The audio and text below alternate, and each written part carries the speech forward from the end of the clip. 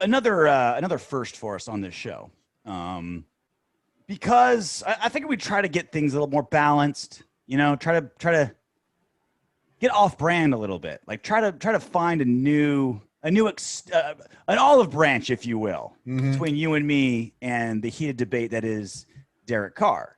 So because like you hate Derek Carr and you want him to die, and you want his children to cry and all that kind of 100%. Stuff. I figured what we should do is let's step into each other's other shoes, right? Like I'll put on your size 11.5. You put on my size 10.5, and let's go the other way with it. Let's be objective Big J journalists here.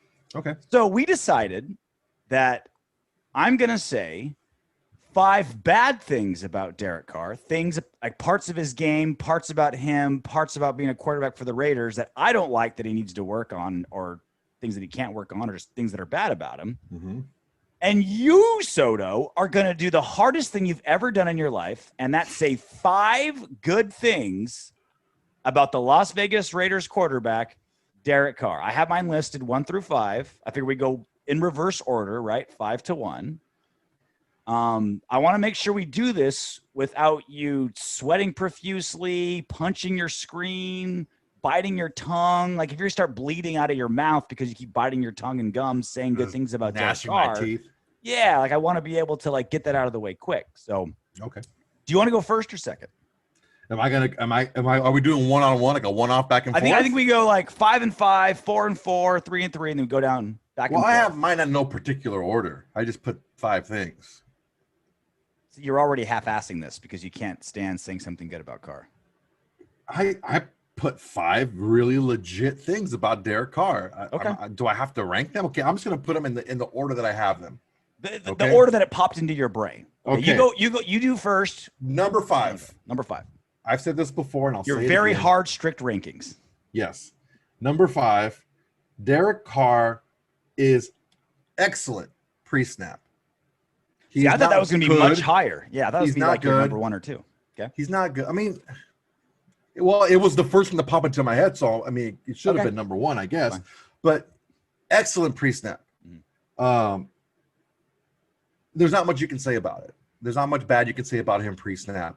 He pretty much knows exactly what's coming to him. The only time he really gets fooled is when it's something that he hasn't seen before, when a team brings up something brand new, like the Pats did a lot. Or if, one of his linemen fall flat on his face and don't pick up a body and he has to, throw a ball under pressure, which is any quarterback really. But he's excellent pre-snap. That's number 5. I'm also very curious, without having Rodney Hudson there, how much of the blocking scheme pre-snap is Carr versus Rodney.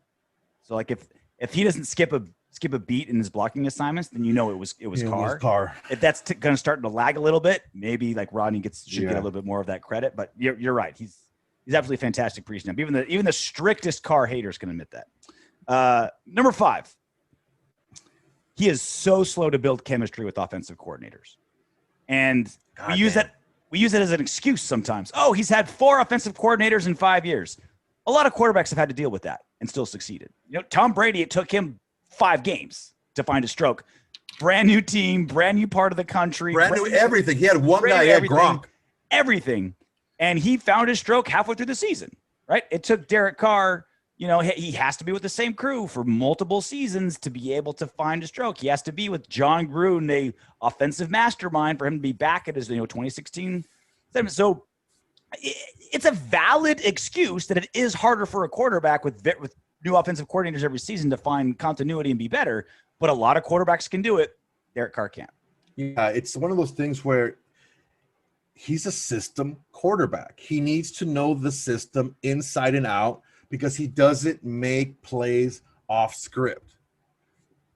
Players that can make plays outside of the confines of the offense, they still produce and they still do well when they're not completely comfortable with the system and the scheme.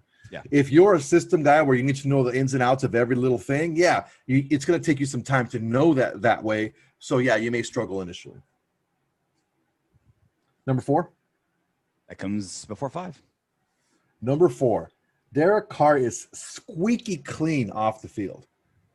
you're not going to find anything bad to say about the man as a person, as a father, as a husband, as just a general human being. He is a top-notch dude. Yeah. People made fun of him. Like people try to turn that into a negative where it's like, Yeah. well, he couldn't hang with John Gruden. They're two different personalities. It's like, so what does that mean? Rich Gannon was the biggest stick in the mud in the world, and he worked great with John Gruden, right? Like, especially Las Vegas, like the trouble you can find in Las Vegas. You got this diehard Christian guy, family guy, 4 kids, baby there, wife that's a rock. You follow his social media, and it's all either him golfing or him like trying to woo his wife. Like beautiful. Like always with the sleeves rolled up, though. Always, yep, showing off those guns all the time, right? You never have to worry about your quarterback, And we've seen like just Deshaun Watson, like the only good thing going for the Texans. Even best case scenario, right? Best case scenario for the Texans, Deshaun Watson was falsely accused. They're all just after him for money, right? Best case scenario, you shouldn't be in those situations. Like you shouldn't be with all these different massage therapists all the time that could, like, you're not a normal person, right? You and I can go get massages, no problem, and no one's going to try to sue us. If you're Deshaun Watson, you can't just go to random people in your towel getting your thighs worked on. Like you just can't. I hold a lot of tension in my inner thighs. Yeah, you kind of release. You give you a massage to completion. And again, that's best case scenario. My number 4, he's tough, but he's brittle. Derek Carr is brittle. He gets hurt all the time, and it affects his play. Go to in 2014. You remember 2014? He had that ankle sprain. He had the concussion, the rib bruise. Ribs. 2016, he had the messed up finger. So even though it was but they couldn't do a lot of under the center. His finger was so fucked up. And he pulled his groin. This, cost him a whole game, and we lost that game. And again, he's tough, so he plays through it, but it is drastically affecting his play. When did he destroy his entire back? 2017, right? Like he just fractured everything in his back, and it was the worst statistical year for him. Through like 17 picks. Like he was not 17, but he was terrible in 2017 because he was playing through this body that just keeps breaking. And again, credit that he's tough, right? That's the type of leader, and that's great. But his body just can't handle damage. It breaks all the time and affects his play. All right. Very good point. Number 3. 3. He's good at press conferences. So he gives hang on. He gives a lot of good information. Third best thing. Look, man, I'm trying. Half-ass this. I'm trying. Half-ass this. What are you trying to half-ass this? All right. Let's hear what you got with Derek Carr at a presser. The third best thing about him. Please tell me about it. He's good at press conferences, man. He's not going to bury anybody. He's not going to bury a franchise. He's not going to bury a coach. Mm-hmm. He's going to take a lot of responsibility on himself. And that instills confidence. That kind of goes with number 4, but no, it's playing off the field. Oh my God, it's for you. Two different things. The fact that you're trying is what's important to me. My number 3. This is probably, I would say, your number 1 critique of him. It's my number 3.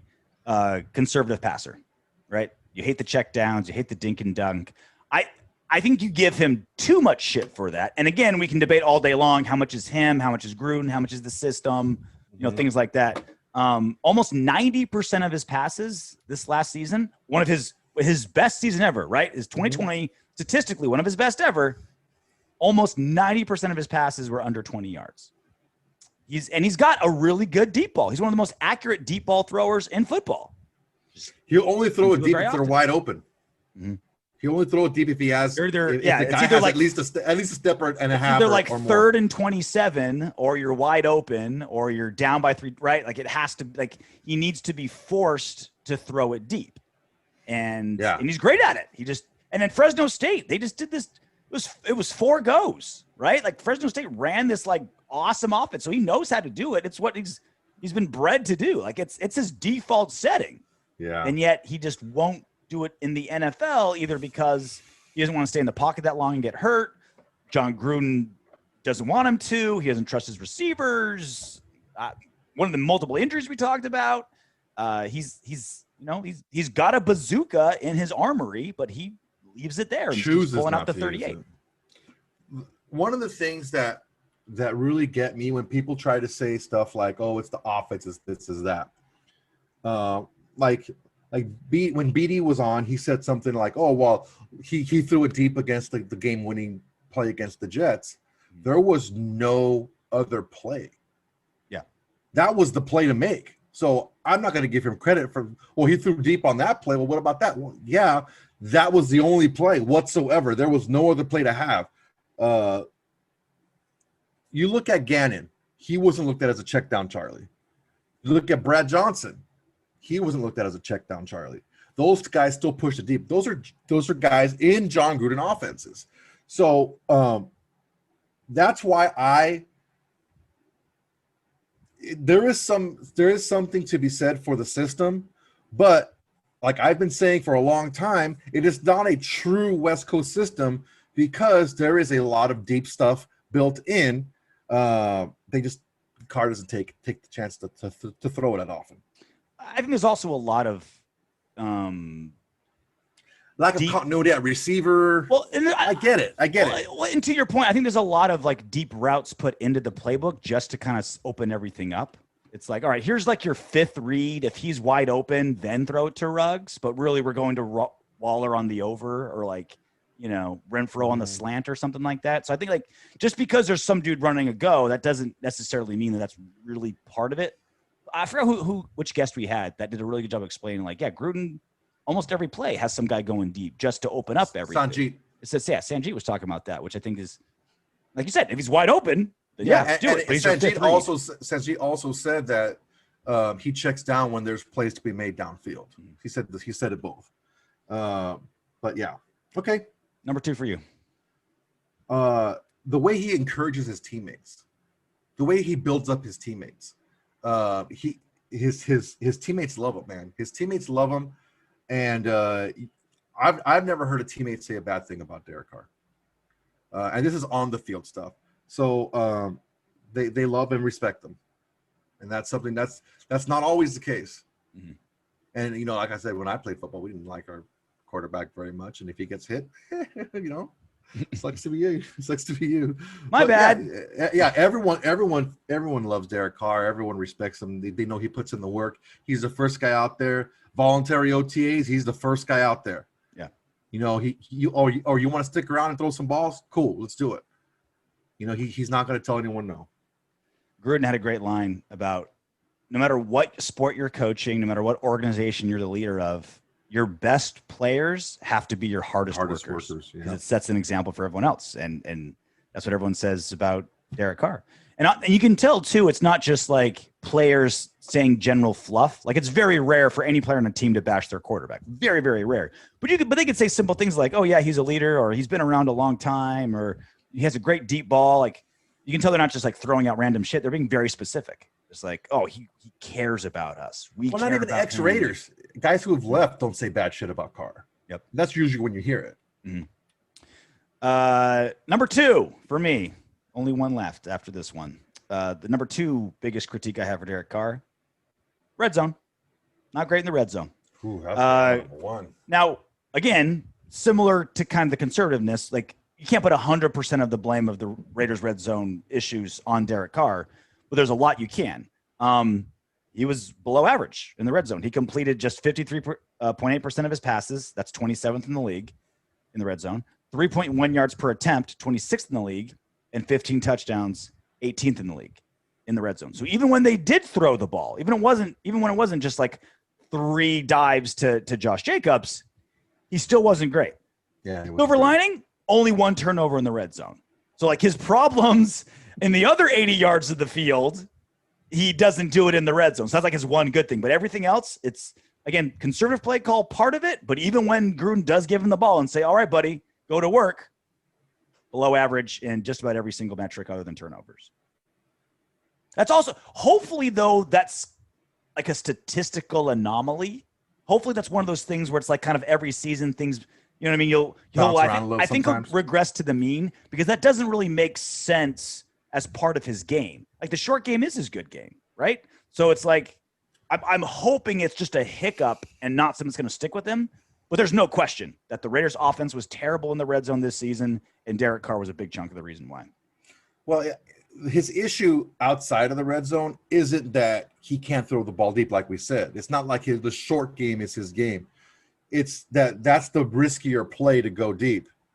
And it's safer to pass short. When you're in the red zone, there is no going deep.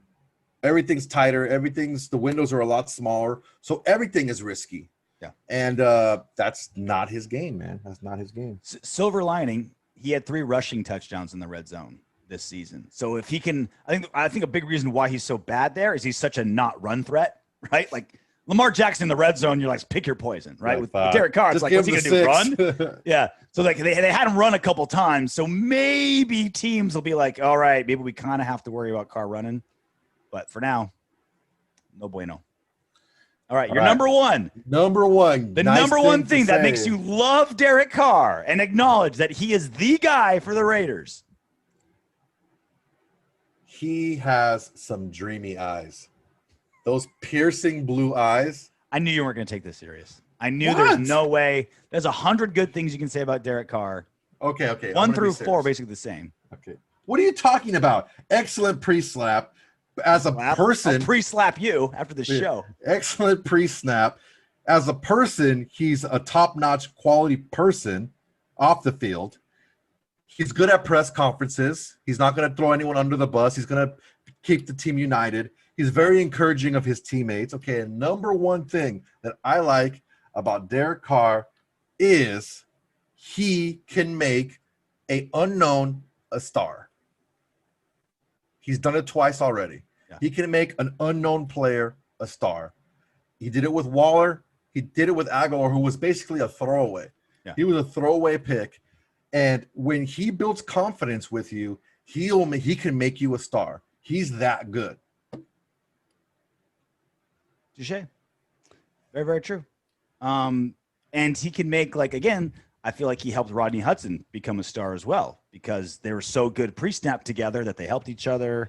Nelson Aguilar, now a $22 million wide receiver. He owes. I don't know how the fuck that happened. I think fucking Belichick just fucking like Philly blacked out. Philly woke up. He thought Aguilar was a rookie last year, like an unsigned rookie. Like, oh, this guy's pretty good. He forgot all about the Philly days. Yep. All right. So my number one critique, and it's been my number one critique for as long as Derek Carr's been around. I don't even have to tell you. Goddamn fumbles. Fumble. He's got little tiny hands like me. And he fumbles all the time. He had 17 total turnovers this season. Oof. That was 11 fumbles, 6 interceptions. 11 fucking fumbles, bro. 11 that he lost. That's not all his fumbles. Well, just the ones that he lost. 11, which is way too many. That's almost won a game. It's not like he's a running back either. Like he's a quarterback. And he's dropping every the ball time he runs for the first down and he fucking sticks the ball out, I want to shove it up his fucking nose, dude. Like, stop it. He had 7 fumbles last season, 12 in 2018. So 12 in 2018, 7 in 2019, 11 in 2020. He had 11 fumbles last season. It's not even a career high. Averaging 10 a year. It's a lot. It's a lot. The last he's averaging 10 a year his last 3 years. That is fucking and it's stupid. a major issue. And on top of that, like you've got a crap defense that's not going to like help your turnover ratio at all. You know what I mean? It's not like you got a defense that's like, all right, we'll get it back. Like we'll get a pick, we'll get a fumble. We got you, fam. Like, no, you don't. Jesus. Maybe he can grow big hands or something. So mine, I actually took this seriously because I want to maintain the integrity of this segment and of this show. So I took this seriously. Number 5, slow to build chemistry with coaches. 2, tough but brittle. 3, conservative passer. 2, bad in the red zone. And 1, Captain Fumblerooski. Yours was some like random 1 through 4 was basically the same. I knew you couldn't do this. I knew you couldn't take this seriously. So I went in here with the best of intentions and you betrayed me. You're welcome.